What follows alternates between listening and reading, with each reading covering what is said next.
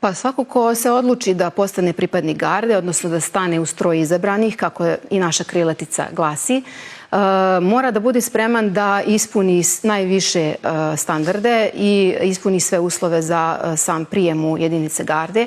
Dakle, prolazi kroz psihološku selekciju, zatim medicinske preglede, zatim prolazi također kroz provjere fizičkih sposobnosti i generalno mora da posjeduje neke najviše i moralne i vojničke vrline, da cijeni te vrijednosti i da ih živi, da kažem, kako bi na najbolji način na kraju predstavio svoju vojsku i državu pred očima i domaće, ali i međunarodne javnosti. Generalno, kada su žene prvi put stupile u stroj ne samo garde, nego i jedinica Vojske Srbije, to je onako nailazilo na veliko oduševljenje ljudi iz naše okoline, da kažem i građana, gdje god da se mi pojavimo.